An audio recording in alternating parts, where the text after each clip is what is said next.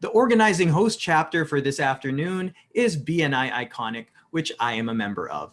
Let me introduce myself first and foremost. My name is Don Puno. I am a voiceover talent and a member of BNI Iconic. I will be your host for today's webinar entitled Raise the Sales, Fearless Perspectives on Sales and Marketing in 2021. We have an exciting lineup of speakers from different chapters who will share their success stories and compare perspectives on the most common sales and marketing conceptions, as well as critical success factors in 2021 and beyond. And for the second half of the webinar, we will have a panel discussion for the speakers portion. Our moderator will ask questions, and for each question, the speakers must hold up a sign that says agree or disagree, and we will request the audience to place their answers as well in the Zoom chat box. Once all answers are sent, we will ask the speakers to provide context. Our first speaker today is Ramesh Merchandani of BNI Iconic. Ram is the VP Sales of Ramesh Trading Corporation, which specializes in importation, wholesaling, and distribution of houseware, kitchenware, bathroom storage, hardware, and outdoor items. They are best known for their main brands MassFlex, Cascade, Sterilite, and Kitchen Pro. Ram has served corporate clients such as Tupperware, Nestle, and Avon with their corporate giveaway needs. Without further ado, here is Ramesh Merchandani of Ramesh Trading Corporation. So my name is Ram. I'm the VP of Sales of Ramesh Trading Corporation. And basically, we are in the business of kitchenware, cookware, houseware, and bathroom. Basically, anything that you see at home that is non-electric, you go to me, which is Ramesh Trading Corporation and our brands. So let me introduce to you our brands. So we have many different brands. One is MassFlex, which is basically for kitchenware, houseware, tableware. The other one is Kitchen Pro, which is a brand for culinary chefs, basically people who are chefs that want to just have an item in their homes. And the other one is Cascade, which is bathroomware and storageware to basically make your home very beautiful. So let me go into my story. Like I said, my story is built on three parts. So the first part, of course, is the introduction. So every story has an introduction, a climax, and an ending. So my introduction is the problem statement. So the problem statement that I faced when we had the pandemic in March was, how do I get my business online more? How do I make sure I maximize my online sales during this pandemic? The climax of this story was basically my action plan and the steps to building a team.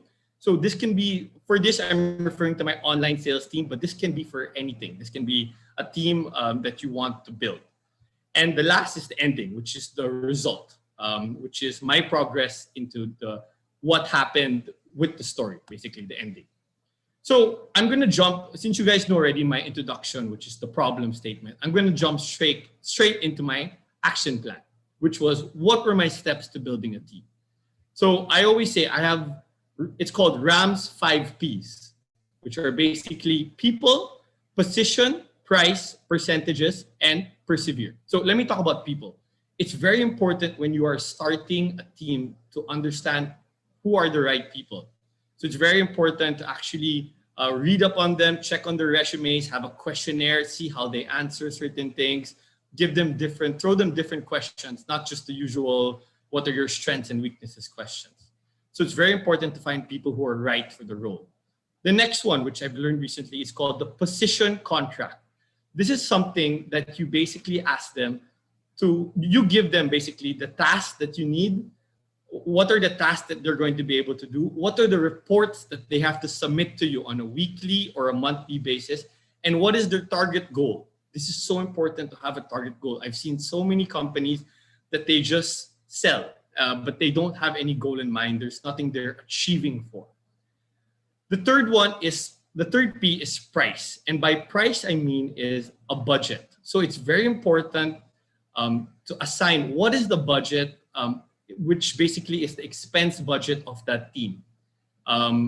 So the expense budget or the budget based on this is the percentage based on target goal. So for example, your target goal is 10 million and you say, okay, I want to spend 5% to marketing budget. Or for me, it was the online, which was the collaborative ads budgets or influencers or all these other things that come into online marketing budget. So it's very important to give your team this ahead of time so that they know they're also aligned with what you want. So it's very important for you to decide what is your target goal and what is the percentage based on that. The fourth P is percentages. So I'm saying I'm a big fan of this. I measure everything. So you measure what's the sales, who are your demographic, what's driving your business, who are the people coming into your website, who are your customers. Make a demographic, say what are your ages of the buyers buying from you, measure everything. It's such a great way when you measure your sales, you measure your calls, you measure everything. The last one, my fifth P, is persevere. It is very important. This is such a great knowledge. It is very important that you persevere in everything that you do. What do I mean by this? There are many times you're doing a project and all of a sudden you just get, you get sidetracked. Like today, for example, we got sidetracked because of the internet, but it's more of persevering and saying, hey, okay, I want this thing to get done. I need to explain this to my team. How does this work? It's very important to always have meetings with them and stay on the purpose. What is the purpose of your task? For me, what was our problem statement was there, and our purpose was how to maximize online sales more. So the last part, of course, which is the ending, and luckily with the help of my team that I built, I was able to build our online sales business by almost 400%, which was amazing. Even I was particularly amazed at how our growth for the online business was. Of course, the pandemic helped. Many people couldn't get to the malls, so of course they were buying online, but it was still a great goal to reach. So my business increased in online for 400% from 2019 to 2020. And now it's about planning for the next chapter in 2021. So of course, your sales goals, your target goals get bigger, your percentages in terms of the marketing budget gets bigger as well. So that was my story. That's my masterclass. If there's one thing you take away Ram's 5 Ps. That's the most important thing into building your team. Start from the first P and then work your way always. And of course, perseverance is always the main thing. So thank you guys for giving me an opportunity to repeat my masterclass to you guys, and I'll head it back to Don. Thank you. Thanks so much, Ram. We get double the value when you speak. It's awesome. You did a great job. Thanks so much for that. And before we go to our next portion, we would like to encourage everyone to write your questions for our speakers in the Q&A box located at the lower part of your screen. We're going to go ahead and do that. We will address those questions after the panel discussion portion, and we would really love to hear from you. So please do type those questions in. All right, so we'll move on to our next speaker right now. And right now, our next speaker is another member of BNI from BNI All-Stars, and she will share her strategies and approach to winning and retaining clients for SME businesses. Let me introduce to you all Ellen Semano. Ellen is the president and partner of Sparks.com Manila and brings with her a solid 28 years of experience in branding and advertising. Ellen has held senior posts in ad agencies such as Young and Rubicam, McCann, Leo Burnett, Jimenez Basic, Publicis Group, Saatchi X Dubai, and recently as general manager of Foot Cone and Belding, or FCB Manila. Ellen and Sparks.com Manila are committed to support big or small clients with strategic and creative advertising that builds stronger brands and generates more business. Ellen is also a consultant on social marketing for NGOs and cooperatives involved in local health governance and OFW livelihood programs. She is the founding member and the first president of BNI All-Stars chapter and the chapter's current growth coordinator. She graduated from the University of Santo Tomas with profound interest in people, community building, and is currently in her journey to minimalist living. Ladies and gentlemen, I'd like to introduce you to our next speaker, Ellen Semano of Sparks.com Manila from BNI All-Stars.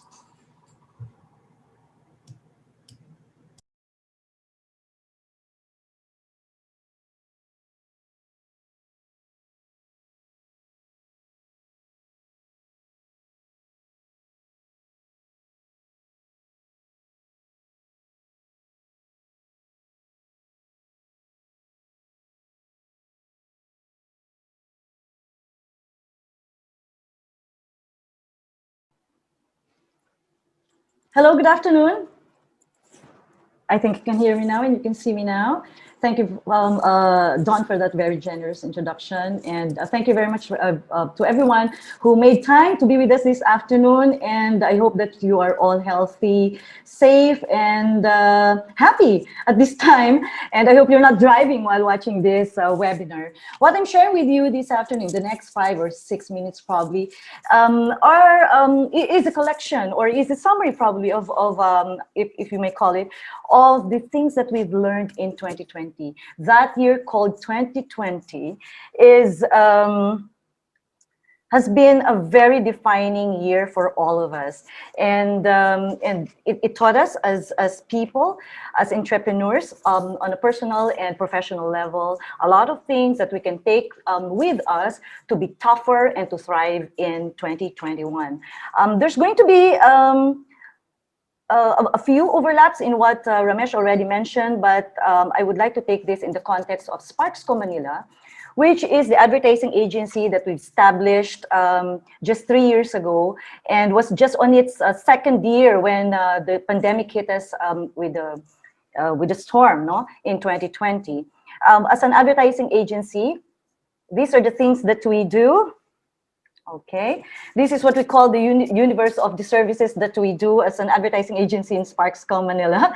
And if you can recall 10 months ago, strategies, ideas, creative output, advertising, all these were not even considered part of the essentials that we used to call food, shelter, medicines, no, and health products, etc. Strategies, ideas.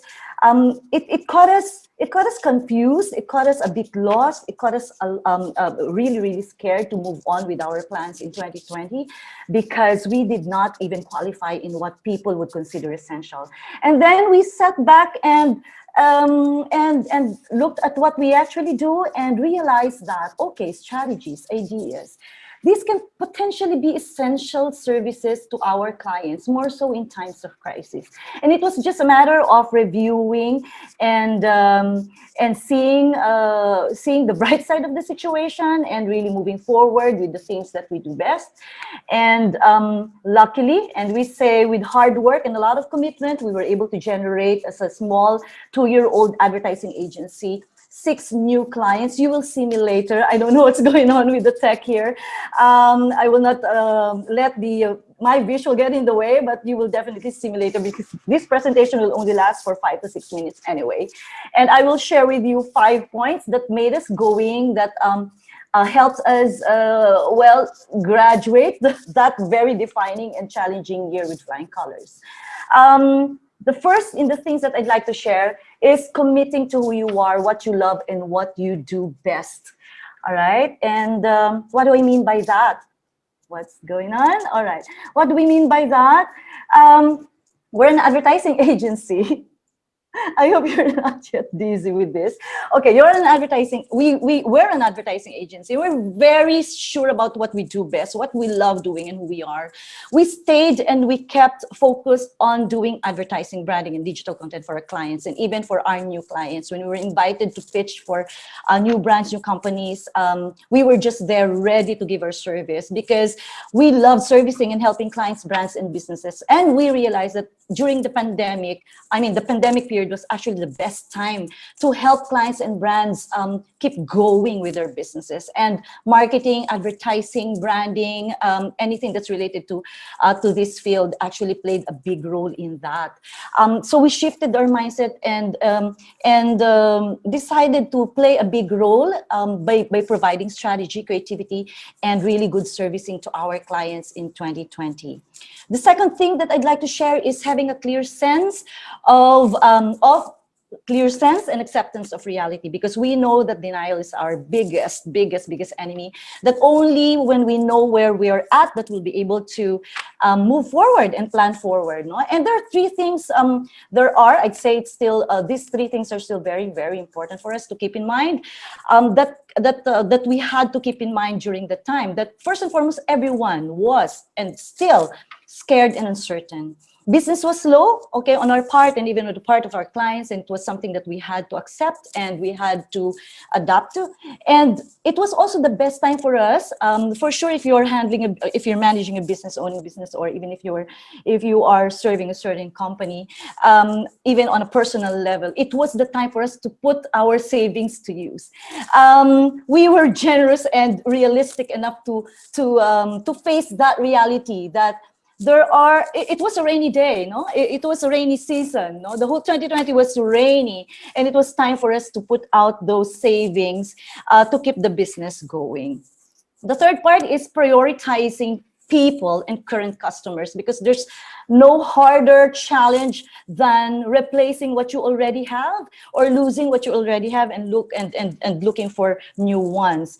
And we made sure of these three things, no, to make sure that that our people are well taken care of and our customers or current clients are looked after. Their health and well-being were put in top priority. We always made sure that we talked to them and gave them reassurance that there is direction, there's sense of stability in what we did. We never lost any of our employees. We never adjusted any of their benefits and compensations. We just kept on going. And we made sure as leaders, I am partnered with two other co-owners of the company, although I'm more involved in operations and running the business on a day-to-day basis. We made sure that our presence was felt day in and day out, because the thing about our business in an advertising agency is that our products are ideas, our products are inspiration, and our machines are people, and we had to keep, and we still have to keep our people inspired and motivated and committed to what we do, because what oils us, it's not some form of chevron or any physical oil, but motivation. The fourth point is to put key business values and right attitude to practice. This was the best time for us to bring out the best of us. Whatever we've learned through our lives, personally and even professionally, was put to practice during this time. And there are only three things, no, that kept us going. It's excellence in everything that we do, in output and in service. There's flexibility and ability to adjust to changes. And most importantly, in times of crisis, patience and generosity. It was the time for us to accept that we had the duty and responsibility to give more than receive less, because only with this very useful and a solid set of values and attitude would we be able to achieve a win-win relationship with our clients and customers. Last but not least is contribution. Instead of us asking, what can I sell? No? I changed that into what I can contribute. What can I contribute to you on a personal level or on a professional level? Is there anything I can do? So if there was a client who wasn't ready for a rebranding campaign, I still offered an idea of a packaging enhancement or packaging improvement. If there was a client that wasn't ready because you know what happened to ABS-CBN, was ready to launch a new TV commercial, we volunteered to create a competitive landscape probably that they can review, or propose a market research probably for them to be kept abreast with what's happening in the market. If you are probably an insurance agent or a financial advisor and your clients are not ready for it, don't stop connecting with them just because you cannot sell. Always find a way to ask what you can contribute. And in this sense, you can probably contribute some knowledge or guide to better financial management, because there's always something that we can do to keep the relationship with our customers and our stakeholders really, really strong. And with that, let me summarize the 5 points that I'd like to share for everyone to be tough in 2021 and definitely to succeed and surpass all these challenges that's facing us. And the good thing is we've learned already in 2020. Stay to who you are, what you love, and what you do best, because that's what you've mastered through the years. Have a clear sense and acceptance of reality for you to be able to plan clearly. Always value your people and current customers first because they're hard to replace. Bring out the key values, business values, and right attitude that you have built through the years. And most importantly, and this I always keep in mind, I try to not sell, I contribute. And that's when you'll be able to bring your value forward to your customers. That's all, and I'll see you again later. Thank you. All right, thank you very much, Ellen. We missed your face, but hopefully we can get that working a little bit later. And so thank you for those strategies and approaches that you mentioned. And we'll move on to our next speaker. Up next is BNI Iconic member Lek Velasco. Lek is co-founder of the branding agency Together We Design, which recently bagged the ASEAN Korea Excellent Design Award. Lek has won a number of other industry awards as a multidisciplinary designer focusing on corporate branding. His previous stints include teaching in Ateneo de Manila University and serving as former art director of Adobo Magazine, Soler Resort and Casino, and Mega World Corporation. Ladies and gentlemen, let me introduce you to Lek Velasco of Together We Design.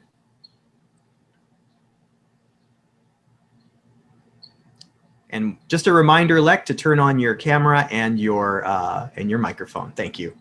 Yeah. Hi.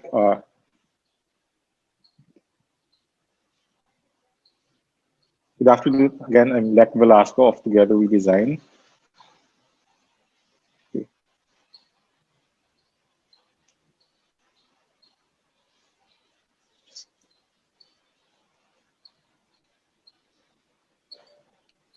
Last year's global crisis made industries rely on different digital platforms. Brands started to migrate in partial online and even rethink their online efforts for their operations, marketing, and sales. So in 2020, it actually makes sense to be visible online for brands.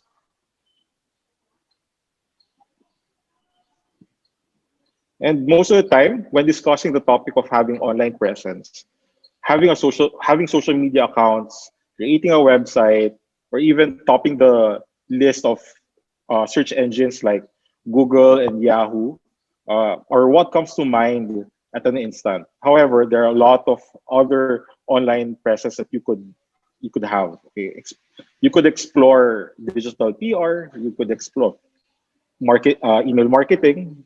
In 2020 was the year of webinars and online conferences.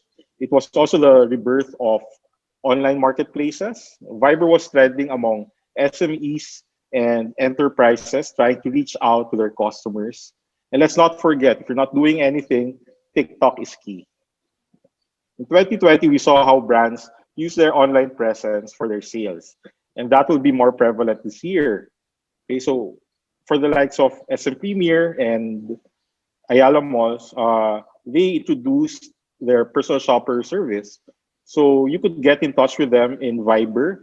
Okay, you could message to them what you want to purchase. They'll do it for you, and you could just pick it up at their malls. Jollibee and Manam, prior to the pandemic, they would just post in their Facebook accounts individual dishes.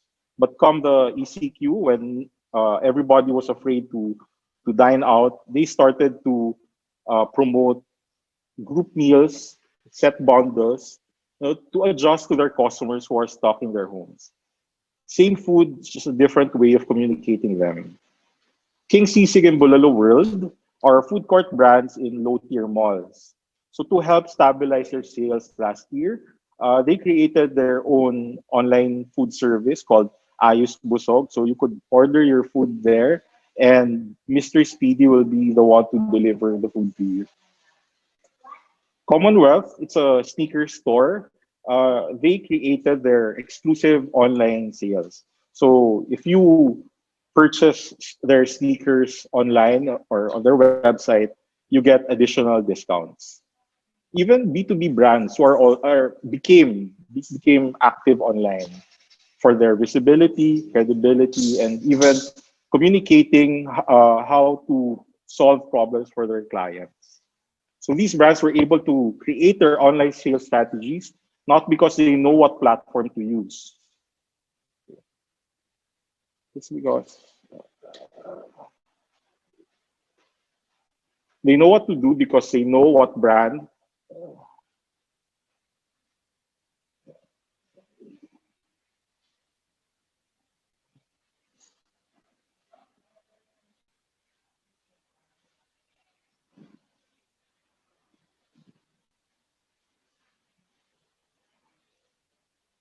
They know what to do because they know what their brand is all about and who it is for. They know who they are and they know who their clients are. This is what having a good brand identity can give you.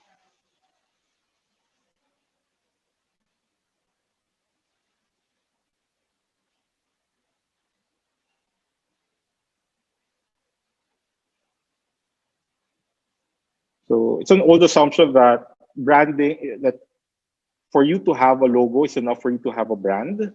That's a big no. Hindi yan, okay?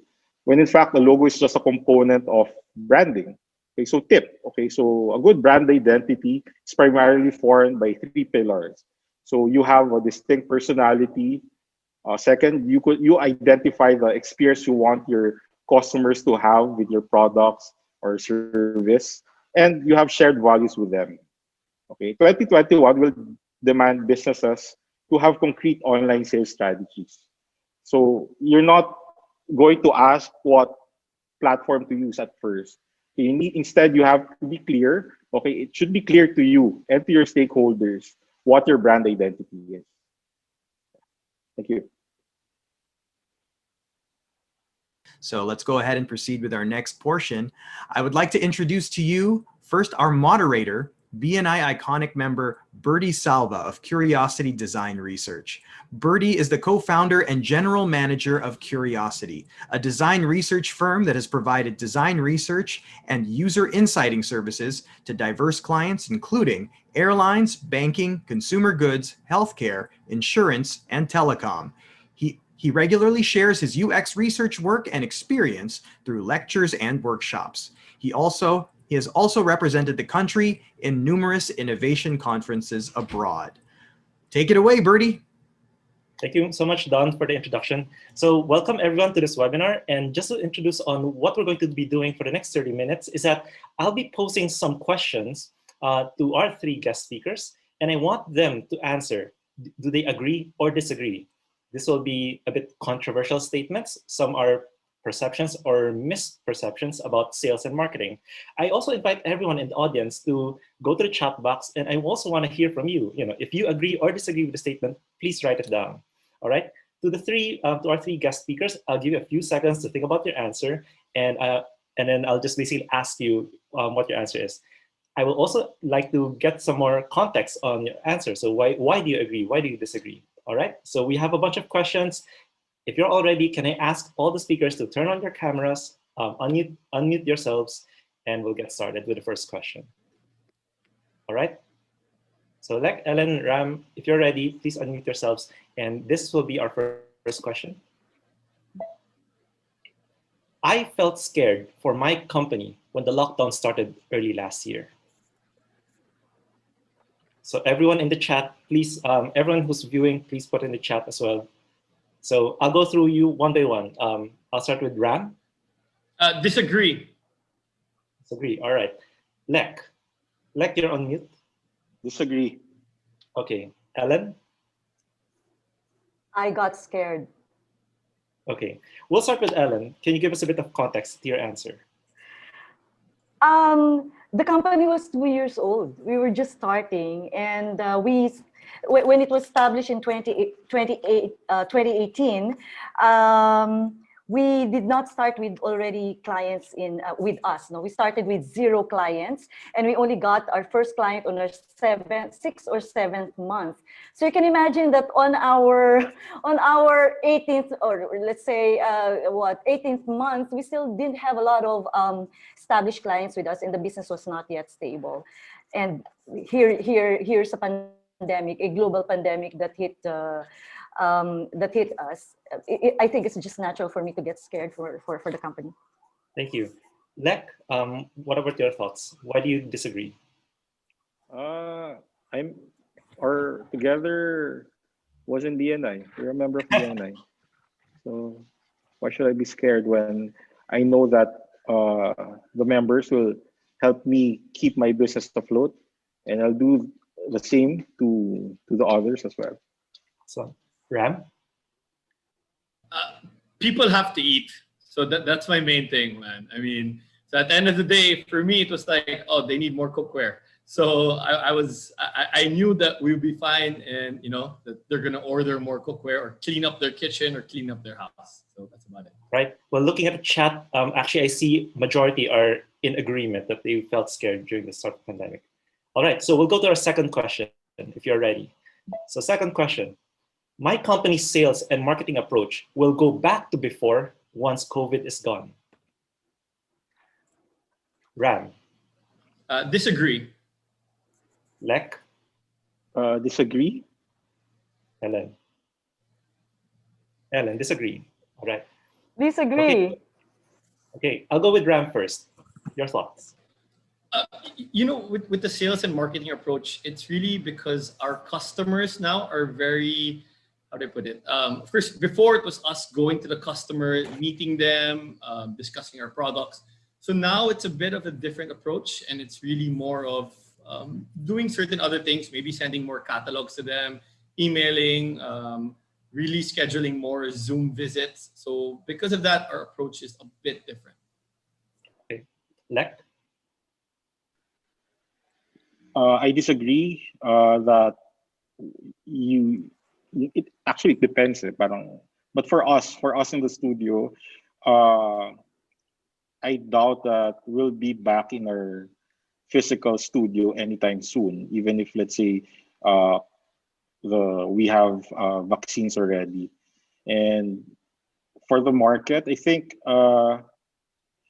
there's so much to be learned now, and you could adapt what you're doing now and improve it in the future there. So I think you could still look back at what you're doing before. That would be your guide, but still you need to know how to adapt to the changing times. Okay. Ellen? I guess my turn. Definitely disagree, because those 10 months brought out a lot of new things from the people that we deal with, internally and even externally. Physically, definitely, we'll have to review going back to the office, because we survived. We were okay. We were good. We did well, even in the comforts of our home.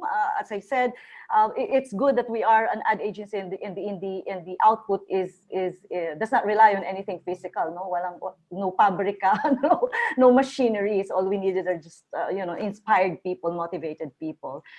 So physically, it's going to go back to how we were before. The way we look at our business would have changed already. We are more business minded this time, and we're more involved in the client's business, and we're not just there to create advertising for them, but to really go deeply into their business objectives and help them in any way we can. So it seems that everyone, even in the chat, everyone is like 100% disagree that things would go back to normal on how we go about things. Okay, so those are the easy questions. Let's go to a bit more a harder question. Sales and marketing teams today have it easier than previous generations. Ram? Easier. Well, yeah, that's a really hard question. That's a hard question. Middle. I would say have it easy. I would say agree. Okay, Lek? Disagree. Okay. Yeah. And Ellen? Yeah, Disagree. I disagree. No, it's not easier these days. I'll go So with many Lek. reasons. So I'll go with Lek first. Like I said, you have a lot of tools now, and I think you really need to have a strong strategy. You need to have good ideas so that you'll learn what tools to use. Diba? I'm not sure about before, but yung sa akin lang right now, parang it's still complicated. You could still, it's not na parang anyone could be be good at sales and marketing without really understanding what they're doing and having experience on strategizing their marketing plans. So the tools, the the various tools that you have right now, parang you don't have to worry about how to do things. But what you have to focus now would be, parang, sino ka ba eh? I mean, yung brand identity mo, how would you put it in, how would you use those tools to communicate who you are and use the right tools, Red, for getting to the right customers. All right, Ellen, your thoughts. It's not necessarily harder, but I can't agree that it's easier these days.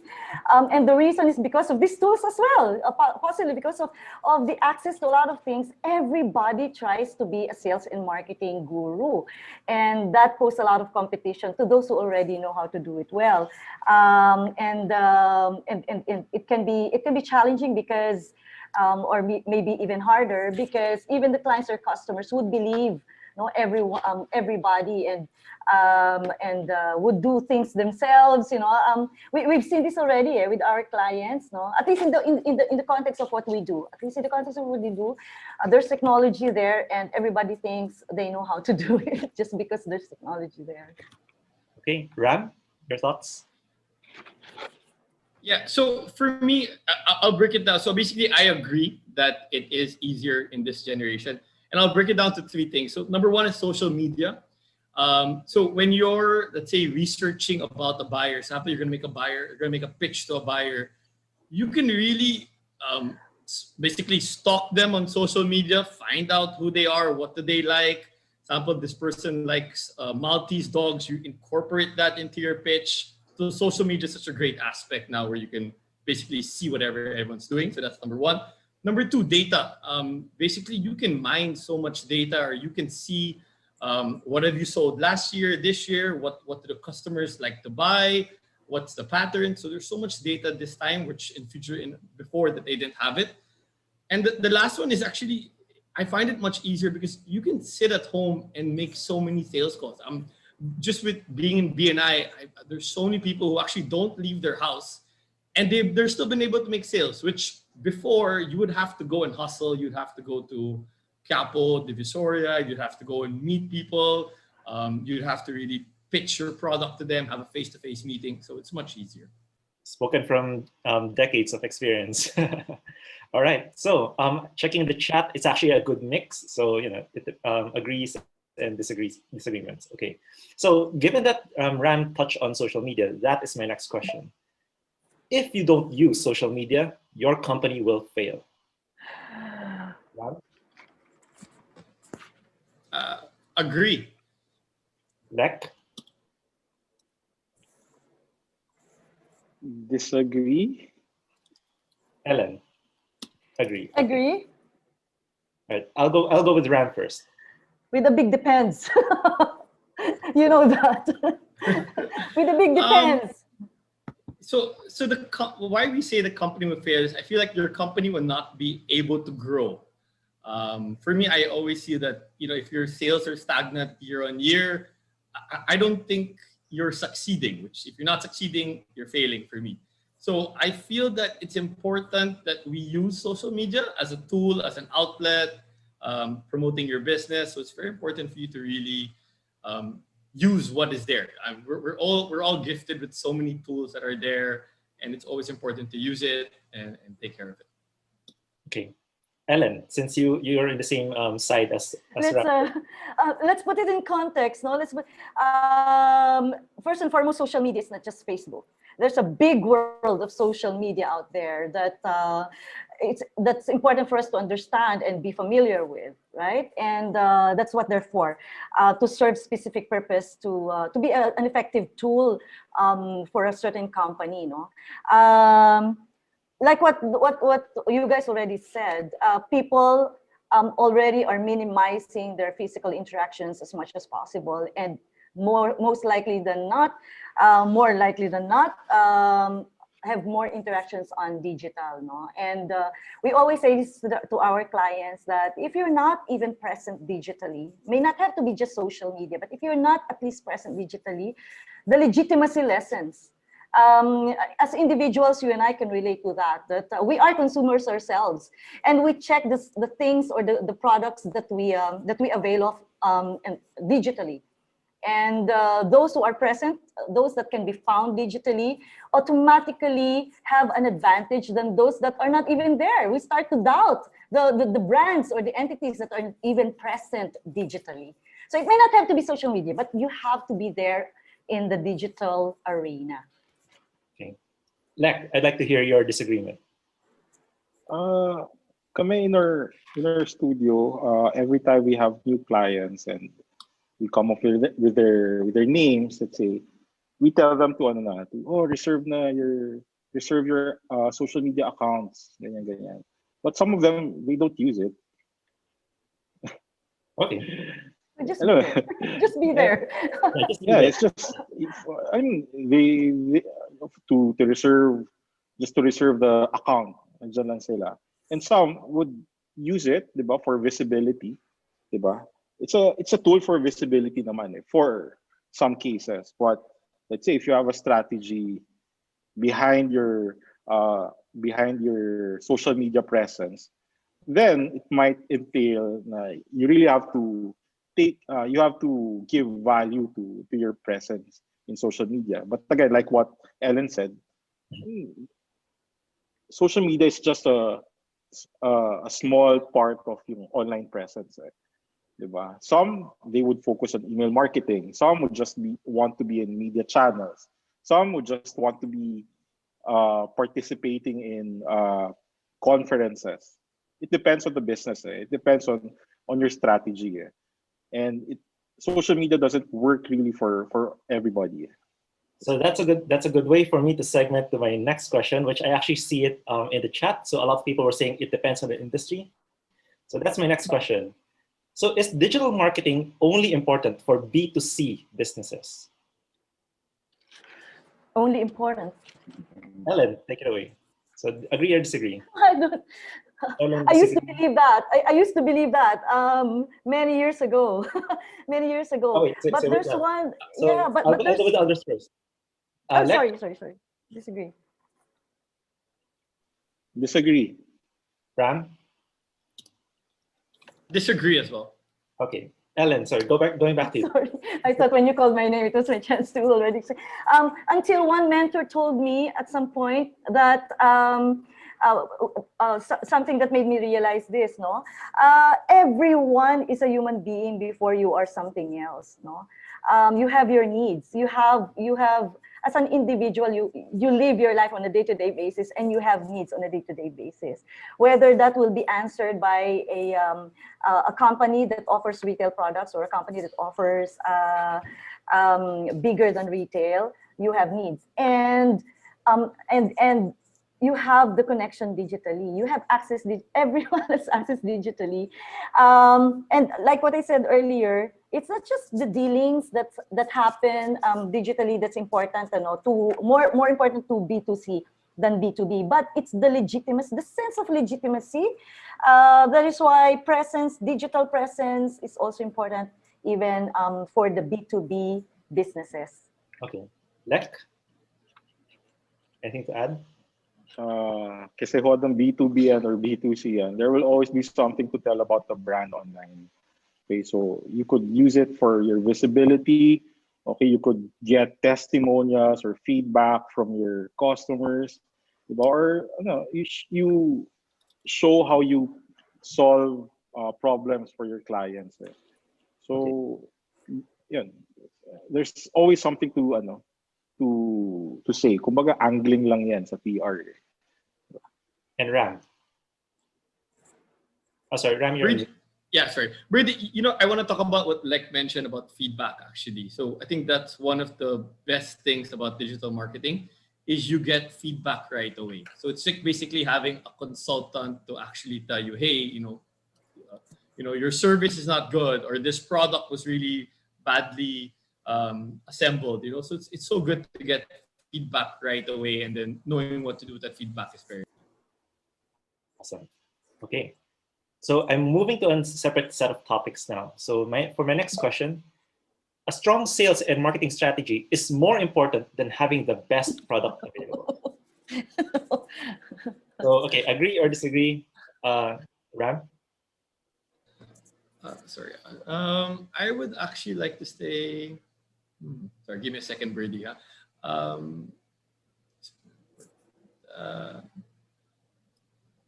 I would say agree. Lek? Disagree? Ellen? Disagree? Okay, I'll go with Ram first, since you're the one who's different from the other two. Yeah. So for me, to be honest, I was never a strategy guy before, but I've learned over time that you could have the best product. You could have this. You could have a product that everyone wants, but if your strategy of getting into the market is weak, or a competitor can smash some of your claims or claims of your product, it's very hard. So I feel like strategy is first. I feel like you need to make sure that you need to plan out how are you going to how you're going to work on this product actually. So strategy for me is really more important. Okay, Lek. Your thoughts? For me, you develop simultaneously your product and your strategy. So, alam mo yun, parang, let's say for a restaurant, I mean, if they're all over social media, a lot of influencers are eating there, and you got influenced, and you went there, and then the food is bad. Are you going back? Diba? So, is that good business when tapos ka agad in one transaction? That's a question there, diba? And me eating there, I didn't have good experience with the food. Will I promote it? So where does your strategy start there? Diba? Where does it end? Na parang para lang makapunta doon, just for that one instance.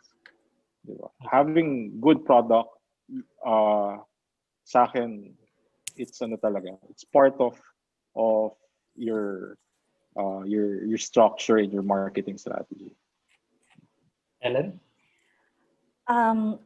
I will have to say disagree when you say if the question is if it's more important, but I would say that you don't really have to be the best product available, but I'd say that at the very least you have a very good product to start with, because sales and marketing strategy will never be able to sell a poor product.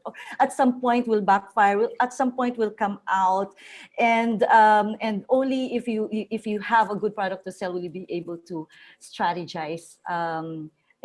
We do that all the time for our clients, and the hardest part for an advertising agency or marketing company for that matter is to make good out of a bad thing, no? And we always tell the client, improve your product first, because we can only fool our consumers so much. Okay. We can always BS all the time. Well, a lot of the speakers mentioned about building teams. So I'd like to go on to teams this time. So for my next question, aggressive salespeople are more successful than those who are not. Aggressive Ram? sales. Agree. Agree. Lek? Agree. Agree? Ellen? Yeah, definitely. Okay. I'll start with Lek for this one. Ano ba? I think it depends, diba? Parang, I think if, hindi ko alam eh. Mas nabibentahan Siguro kung ka wala ka sa aggressive. BNI, kailangan maging aggressive ka. I mean,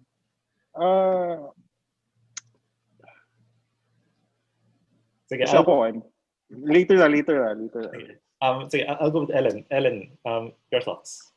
Okay. Of course, aggressive with sense and and strategy there. No, it can't just be all attitude. No, but we always say that in our industry, it's easier to tone down somebody that's already there than to pull something out of someone who's not naturally aggressive or motivated in the first place. No, so we start with being aggressive first and foremost, and then we discipline the aggressiveness, and then we teach the strategy to the aggressive person, and then we put the system in the way we do things. But let's start with with an aggressive attitude first.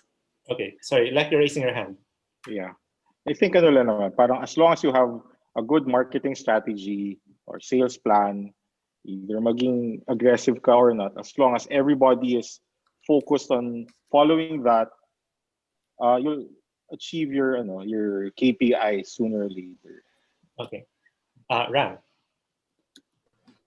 I actually think Ellen really said it best. She really went to the levels of what to do after someone is aggressive. So she had a great comment about it.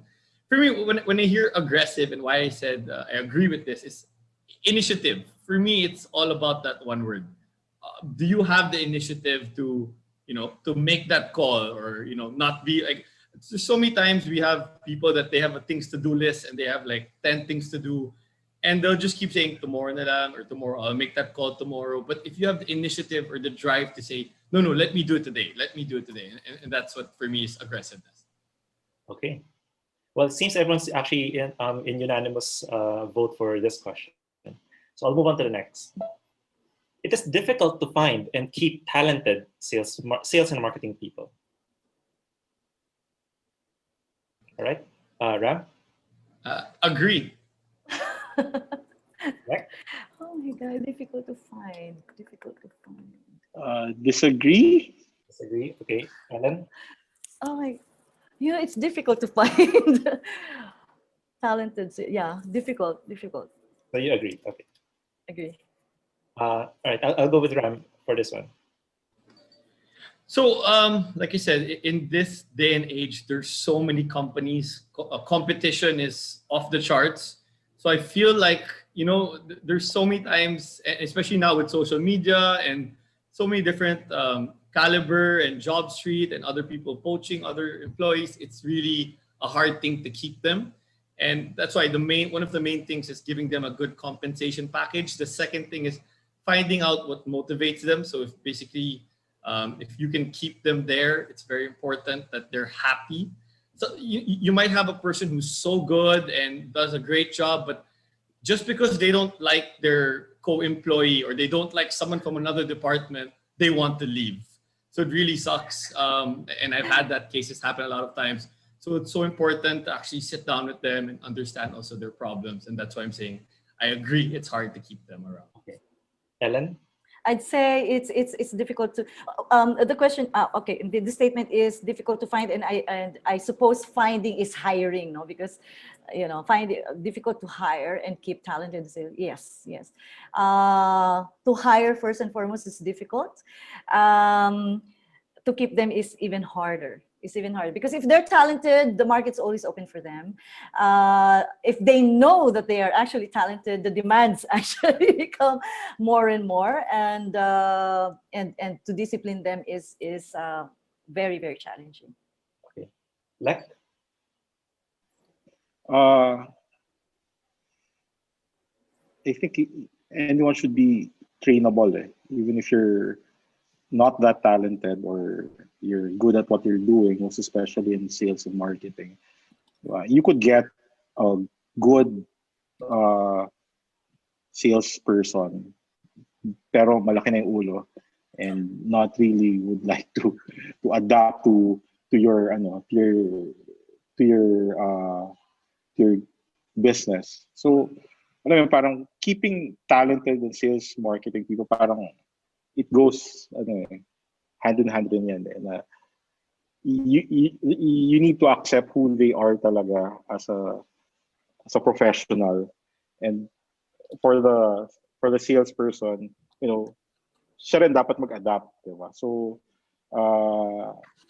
I disagree na parang it's hard to find when you can also train, diba? You train the not so talented, give them the right direction, you share the values with them, diba? And with that, parang as long as you guys are on the same page, diba? Keeping them would be, and trusting them, and they trust the business as well, diba? That makes the person stay. It's not the money, it's not incentives. I believe it's the trust within the group. So it's similar to what Ram was saying about finding their motivation and what will make them stay. Okay, for my next question, this is towards you guys as owners of your business. So a bit of introspection. Okay, I feel a lot of pressure to compete with international brands and businesses. Ram? Agree. Lek? Agree. Ellen? Disagree. I don't feel pressured at all. I don't feel pressured. Okay, At I'll go least with in the context of my industry. Ellen, can you start? Can you start us I off? will. I will, because I came from the multinational ad agencies, and that's the very reason why I put up a local one, a totally independent, locally owned one called Sparkscom Manila, because I believe that there's always a slice of the pie for everybody, and so long as I know where I stand, I know where I'm good at, and I know my strategy, and I know my people, I know my relationships. The international brands and businesses or ad agencies for that, because those are our competitors. They can function the way they want to function in their context, and I will do the same in my context. So far, so good. Okay. Lek? Yes, I agree. As a part of our plan, us as partners and together, is to look for overseas clients already. And I'm starting with BNI network. And then what's this? I'm getting questions like, what will make me pick you compared to, let's say, picking someone from their country? Diba? Or let's say, why should we even tap, let's say, get clients in Singapore if we don't want to compete with local studios there? But I think it's part of what we plan, is to also be a competitive studio overseas. And I think now that everyone's online, wala na there's no parang boundary, so na parang okay, you're from Singapore, you're a local dyan, okay. There might be a bit type of yung mga ethnicity and sensibilities like that. But in terms of yung, can you do the work? Diba? Can you commit to providing the right services to someone abroad? Diba? It's something na we'd like to explore. And the pressure is there, but I think that motivates us to do best in what we're doing. That makes sense. Okay. Ram? So for me, pressure is great, to be honest. I love being pressured. I love being in a pressure situation because it makes me on my feet, or it makes me think better and where I want to go. So for me, it's very important that I know my competition. So if you ask me about who my competitors are, I should be able to tell you each of the brands, what are their strong points, what are their weak points. It's very important for me to know all of this. And now seeing that, with the pandemic, everyone's cooking, a lot of cookware, kitchenware, people are coming in. So it is a lot of pressure for me because I know I need to be better at what I'm doing. So even when it comes to online, there's so many brands that are coming and they're doing different things. They're doing cooking online, cooking shows. There are many things, and it just gets me to realize, like, oh shit, okay, they're doing this. Let me find a way, or is this an idea that I can explore? So I like the pressure of being in this setup. Okay. So we're down to our last question, and I guess this last question hopefully inspires or gives perspectives for all of our viewers today for 2021 as we try to raise the sales. So last question. Sales and profits are the most important metrics in my company. Ram, Disagree. Lek, Disagree. Ellen. Disagree. Okay. So again, this is our last question. So I'll go with Ram first. Yeah, so I'm saying disagree because, to be honest, for me, it's employee happiness is, I feel, the most important metrics in my company. If my employees are not happy, they're not going to work. And if they don't, if they don't do their duties and fulfill, then it's really hard for the company to grow and to succeed. So it's really important that your employees are happy. And there's so many ways we as entrepreneurs can do that. Even buying them lunch for everyone one time can just raise their happiness. Giving them a health card. There's so many other ways that you can make them happy. And that's what I'm saying. It's important to ask them these questions. What are the things that motivates them, or what are the things that can make them happy or make them stay in the company, or they'd be better off in the company that we're in. Lek. Yeah, I think I have to agree with Ram. I experienced such that in my former boss with Angel Guerrero of Adobo Magazine. The satisfaction that we get from working with her is not we're parang achieving what she wants and parang okay, ganito yung sales, yung design, no, but I stayed there for quite a while because how she treated us. And until now, I treat her like my after years of not being in Adobo anymore, I still treat her like my second mother because her relationship to us, it's as if we're her family too. And the relationship that you build with your staff or even with your partners, it will go a long way more than business. Okay. Ellen. I think sales and profits are results, no, rewards. You put up a company to earn that, but that does not drive you. You just realize that, oh, you made money, and that means you did well. So the metrics for me is shared purpose, really, and that goes in the same way as the internal people and our clients. We've lost some clients, we've cut some ties in just a span of 3 years with some clients who actually do not share our values, no, and our purpose. And that's what will keep us together and achieve our goals together, and hopefully, well, so far resulting to sales and profits. So it's just a result. Okay.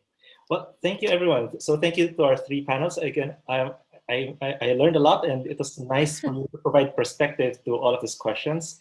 So, Don, I'll toss the spotlight back to you. Thank you. Okay, thank you so much, Birdie. You do a pretty good job with that questioning of our panelists there, and it's interesting to see how everybody has a different opinion. But I guess it's now you guys' turn to ask questions to our panelists now. So we do have a few questions here in the chat box, so we'll go ahead and start with that. So these questions are for all the panelists. I know some of the questions were already answered in the chat by Ramesh, but you can all take in your opinion on this. So let's start with this question from an anonymous attendee. How do you balance or navigate staying true to who you are with pivoting and being flexible to the situation? We can start with you, Ram, since you already did kind of put an answer on this one. Yeah, sorry about that. I kind of jumped the gun. No, that's fine. That's totally fine. Yeah. Yeah, sorry, Don. So I think my answer to the person was, you really have to look, like I said, I always look at data and metrics. So it's important, of course, to stay true self, but it's also important to understand where is your business going, and are you reaching your goals? So it's really important to have that two things, and then look at data, look at metrics, and then decide from there. Right, because I think a lot of people they get too concerned with adapting too much that they lose their sense of self and why they started doing these businesses in the first place, right? So Ellen, what are your thoughts on that? I have a very short answer to that. The why and the hows are two different things. So if you are very solid about the whys, why you're doing things, no, the hows will follow. Whatever situation will bring you, or whatever a crisis or challenges will bring you. So long as you are solid about why you are doing it, and obviously you are good at doing it, you will find ways to pivot.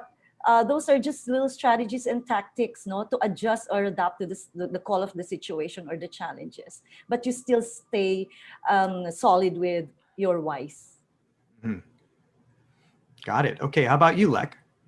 I think you have to keep your values intact as a brand, and pivoting. It's an external. What's this? External. It could pivoting can really help you readjust your values, but you have to make sure that it's the right type of pivot. If it entails that you have to change your values, then you need to really question how are you planning to redirect your brand, your business. So I think pivoting should be crucial, should be well planned, instead of just reacting to your profit, or let's say to different strategies that competitors are doing. You have to always keep in mind to keep your values intact, whatever you do. Okay. All right. Excellent advice. I'll keep that in mind. Here's a question that has a lot to do with our current situation right now. During a crisis, sales and marketing is the first thing to be slashed in the business budget. How do we encourage clients to still allocate a budget for sales and marketing efforts and see this as very essential to keep their brands in the minds of consumers? Ellen, why don't we start with you on this one? All right. I encountered that a lot of times, especially during the crisis, and most especially among the smallest of players, because they have very limited resources to allocate. No, and what I would always tell them is that you already developed a very good product. You already invested on your products, and for sure they did, or you already developed on your people or your services, or your company for that matter. Why would you keep them stagnant, or why won't you activate them with marketing and sales? It's more sayang, di ba? It's more wasteful if you've invested on the product, service, company, people, and not market them.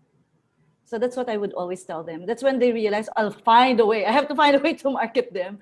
So it's not sayang. It's not put to waste. Right. There's a sunk cost already to develop the Yes, product, and then all of a yes. sudden you just Yeah, cut and ties that won't help anything, I suppose. Yeah, right? and that's just money. What more the effort, the passion, the goals, the purpose that you put into developing what you already have. Right. I think it's just the fear of not getting the returns right away, or maybe in a different way. But yeah, good But advice. well, rather than seeing it dying in your inventory, Right. and not right. moving in your inventory. Not moving at right? all. Yeah. Mhm. Yeah. Okay. How about you, Ramesh? Do you have any personal stories to tell about this as well? Yeah, for me, it's really about customer data. So, for example, if you have an existing customer, and let's say you worked on this project with him last year, it's so important to now, and now for saying pandemic, I don't have the budget. It's so important to show him that history, or show him like, hey, last year we did this, and we were able to convert this many people to buy your brand. So I'm in the corporate giveaway business as well. So it's something where it's important to say, hey, because we did, or we gave this tumbler with your branding on it, you were able to generate more sales. Now it's important to, I guess, find a way to show them that data as to what happened, or, okay, we gave away 1,000 of these tumblers, the marketing brand awareness went up, basically coming up with that data and showing that to them. A lot of times when you're talking to buyers, sometimes they're not the decision makers. There's always a top management level that's there. So at least it's like giving arming those buyers, which is your customers, with saying, hey, they'll talk to their boss and say, oh, ito yung data ko na, hey, because of this, we were able to sell more. So why don't we try it again? I see. Okay. Yeah. Always about the data. Yeah. Always about the data. All right. How about you, Lek? What are your thoughts on this? It's all about re-strategizing your marketing efforts. And you've done, let's say, you've done a lot of things already, and then because of a crisis, you'll stop. So that might not be good for you in the future. Let's say like what Jollibee and Manam nga did to their Facebook accounts. Instead of them just posting their usual like individual dishes, they started to post family bundles. Pancake House, they have a parang prepaid type of account where and a postpaid type of ordering. Let's say you pay them monthly of 1,000, and parang certain days of the month they would deliver to you yung gusto mo na food eh. So there are a lot of ways to adjust in times of crisis eh. And it would be a bigger crisis if you remove your budget in sales and marketing. I see. Okay. Yeah. Makes sense. Makes a lot of sense. All right, we're almost out of time, but we're gonna do just one more question, and I'm gonna try to combine these two questions because this one they're sort of related. The questions are, can introverts make good salespeople? And the second question is, I'm the main salesperson in our company. What questions should I be asking, or criteria I want to look for in another salesperson who can be as productive and effective as I am? So I guess the question is essentially, what makes a good salesperson, and do you have to be built for it, or can you learn to be a good salesperson? We can start with you, Lek. We'll start with you. For me, let's say me as a one hiring, I'd like the person to be trainable, and I hope that person would, even if he's introvert, he'd like to learn new ways of planning marketing strategies and all for clients. I guess I just have a small experience in that category. But yeah, as long as the person would like to be trained and he shares the same value with a business, with a group, he'll be fine within, and he'll definitely be an asset moving forward. All right. How about you, Ram? So your first question is, normally, what question can I ask them? So one of the questions I always ask is, I ask them of a sales situation that they handled that went wrong. So first they'll tell me, okay, I had this problem and this one. Then I always ask them to, what were your solution steps, or how did it, how were you able to solve it? I think that's one of the greatest things to ask someone. This is the problem, and then what were your solutions to it, actually, in terms of questions. In terms of your next question, where how do you make a great salesperson? For me, it's always about action on their plan. So it's so important that there's so many times, I'll attend a meeting and my sales team or someone will be saying, oh yeah, I want to do this, I want to do that, I want to do this. But after 1 month, you ask them, hey, we spoke about it, have you done it? And they'll be like, kalimutan ko, or I was busy with this. So it's very important that people who act on their plan, where, they write it down, they'll say, okay, this is my deadline for this, and then they actually act on it. So that's one of my main points. Right. Okay, how about you, Ellen? Okay, I guess my turn. It's so difficult unless they are experienced and the background or resume would say would show their experiences in the past. It's so difficult to identify what can make a good salesperson, no? But on the onset, at least during the interview, you can already see the passion there. You can already see if that person can sell himself or herself to you, and you would know it. You would know it. No, you would know that this person has something in him or in her, the drive, the clarity of mind, finding the right things to say. Those are really very, very basic, and you can find that already in the interview. The resume is another thing altogether because it's so easy to put a lot of things in the resume, but I get it immediately from the interviews.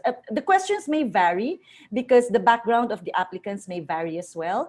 But if they show that they really want to learn, they really want to get into the business, into what you do, what do you do? How do you do it? When they ask questions and they show a lot of enthusiasm, then they can sell it because they're interested in the product.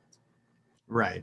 Themselves. Yeah, you don't have to be an extrovert to be a No. go-getter, right? No, you I don't can think go so. after it and still be an introvert, and you're still being true to yourself. Actually, you'd be also surprised how many hosts and people who talk in front of people for a living are actually introverts behind closed doors. They just put on their face for this type of thing. Although I think I'm an extrovert. But anyway, I'd like to thank all of our panel for joining us today. Thank you so much for your input and your opinions on marketing, and it's really been eye-opening. Ellen Semano, Ramesh Merchandani, and Lek Velasco, thank you very, very much. Let's give them a round of applause if we can. Thank you, everybody. All right. Thank you. So thank you very much, everyone. For those who are interested in learning more about BNI, BNI is the world's largest business referral organization with almost 10,000 chapters and more than 270,000 members in 72 countries globally.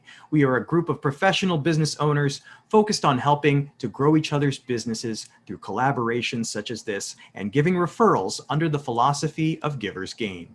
Last March and April 2020, at the time when world economies were shut down, in each month, BNI members passed $1 billion to each other. That's right, billion. In the BNI Taguig region where we belong, we have passed about 2 billion pesos since the first chapter was launched in 2018. 40% of that business was generated during the height of the pandemic, March through July 2020. This is testimony that the BNI business referral system is a sustainable system for generating business, especially during challenging times. BNI Taguig now has 6 chapters and over 250 members, welcoming members from all over Metro Manila. And for those in the audience who are not yet members, we invite you to visit one of our chapter meetings soon. You can learn more about it by accessing the website bnitaguig.ph or simply asking the person who invited you here today. Thank you once again to all the speakers for sharing today, Ramesh Merchandani of Ramesh Trading, Ellen Semano of Sparkscom, and Lek Velasco of Together We Design, and also to our moderator, Birdie Salva of Curiosity Design Research. Thank you again, ladies and gentlemen, for joining us this evening. We hope to see you again on our next event, which is a masterclass on how to discover your brand identity and how you can leverage it to build value for your company, stand out from the competitors, and foster brand loyalty in our customers. This will be led by Lek Velasco of Together We Design, happening on January 27, 5 p.m. to 6:30 p.m. Please give your feedback because we believe in continuous improvement. We will post the link in the chat box, but you will also be redirected to the survey once you've signed out of Zoom. Once again, thank you very, very much. I am Don Puno, your host of the first webinar for 2021. Let's restart the world one business at a time. Thanks, everyone.